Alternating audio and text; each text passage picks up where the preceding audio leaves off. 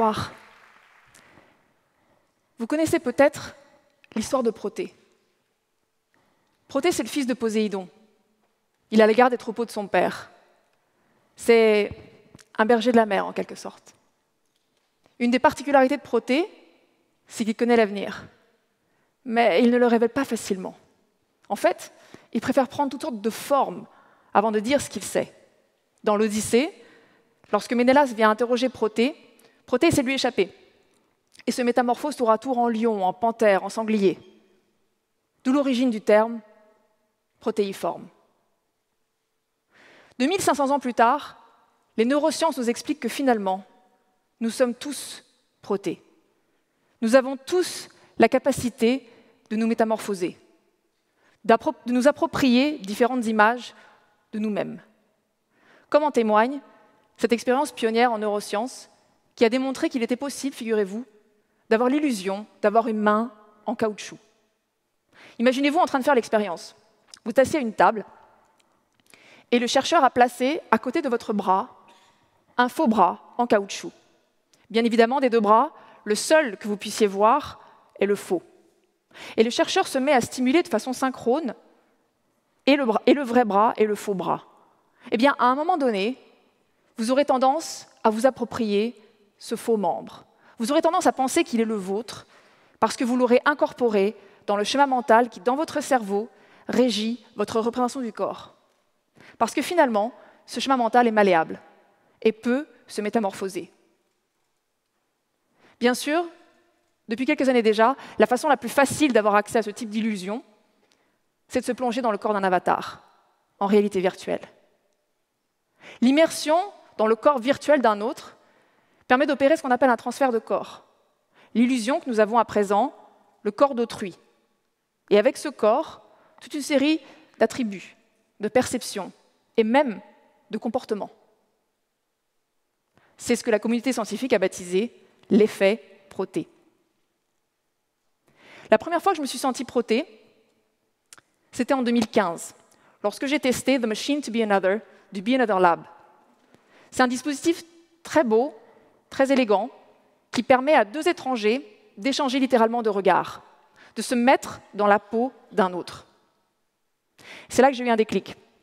Et je me suis plongée dans tout un champ de recherche qui étudie la réalité virtuelle et sa capacité à nous transformer pour le meilleur. En effet, quand on y pense, en réalité virtuelle, rien n'est impossible. Un homme peut se mettre dans la peau d'une femme. Un jeune peut voir le monde à travers les yeux de quelqu'un de plus âgé. Un individu peut s'identifier à quelqu'un qui a une autre appartenance ethnique. Un nanti peut se mettre à la place d'un sans-abri. Des études scientifiques de part et d'autre de l'Atlantique, à la fois en Europe et aux États-Unis, ont immergé des individus dans toutes sortes d'avatars très différents d'eux et ont démontré que cette immersion pouvait créer un sens puissant d'identification, par-delà les barrières qui ont trop longtemps divisé notre société, l'âge, l'appartenance ethnique, le genre, le statut socio-économique. Et que cette expérience immersive, même brève, pouvait durablement réduire nos préjugés dans la vie réelle. Nos préjugés précisément liés à l'âge, au genre, à l'appartenance ethnique et au statut socio-économique. Dès lors que j'ai pris connaissance de ces études, je n'ai eu qu'une idée en tête. Mettre cette technologie au service des défis de société les plus urgents. C'est ce sur quoi je travaille actuellement aux États-Unis. Utiliser la réalité virtuelle pour réduire les préjugés de tout type dans un certain corps de métier, celui de la police. Car malheureusement, aux États-Unis, réduire les préjugés au sein de la police, ce n'est pas juste une question de bonne conscience. C'est parfois une question de vie ou de mort. J'ai fondé une ONG qui s'appelle Equality Lab. Et on travaille avec la National Police Foundation pour bâtir, évaluer et implémenter un cursus de réalité virtuelle à destination des policiers qui a un seul objectif pédagogique: les aider à devenir Prothée. Les aider à se métamorphoser, à se mettre dans la peau des citoyens qui sont payés pour protéger et servir, pour réduire leurs préjugés et pour actualiser une partie de la promesse faite par la Constitution américaine, l'égalité devant la loi. En Californie, nous avons commencé à tester, en partenariat avec Stanford, une expérience de réalité virtuelle qui s'appelle Becoming Homeless et qui met les policiers dans la peau de quelqu'un qui devient sans-abri. Malheureusement, aux États-Unis, les cas d'altercation parfois meurtrières entre policiers et sans-abri ne sont pas rares.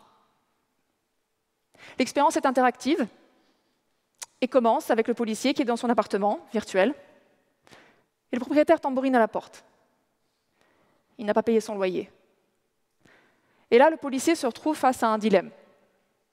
Pour payer son loyer, faut-il qu'il vende son canapé, son téléphone, son ordinateur? Deuxième scène. Le policier a désormais perdu son appartement et se retrouve à dormir dans sa voiture et se voit importuné par la police. Et ainsi de suite. La scène conclusive se déroule dans un bus de nuit où le policier dort à présent. L'objectif? Dormir, tout en essayant de ne pas se faire voler ses affaires. Prochaine étape du cursus pour les policiers, en partenariat avec North Carolina State University et le docteur Derek Ham, devenir un manifestant afro-américain lors de la grève historique des éboueurs à Memphis, dans le Tennessee, en 1968. Prochaine étape du cursus pour les policiers, se mettre dans la peau d'un citoyen afro-américain qui manifeste pour revendiquer son humanité et qui tient le signe historique « I am a man ». La métamorphose à venir que j'envisage pour les policiers, devenir une femme qui vient au commissariat pour déposer plainte pour violences sexuelles. Comme vous l'aurez compris, la réalité virtuelle telle que je la vis, telle que je la pratique, se situe aux antipodes d'une réalité virtuelle exclusivement ludique. Elle n'est pas faite pour se distraire à l'infini ou pour se désengager de la vie réelle, mais au contraire, pour se réengager et trouver des éléments de solution novateurs à des défis de société séculaires. Alors au fond, si on l'interroge, qu'est-ce que Proté a à nous révéler de l'avenir? Que peut-être bientôt, la réalité virtuelle nous permettra de nous réincarner en d'innombrables avatars, que nous aurons la possibilité de renaître à d'innombrables vies sans avoir à mourir, que nous pourrons nous identifier, nous mettre dans la peau de gens qui habitent à des milliers de kilomètres de nous et que nous ne rencontrerons peut-être jamais physiquement, ou encore dans la peau de ceux qui habitent de la bout de la rue et à qui on n'a jamais pensé adresser la parole.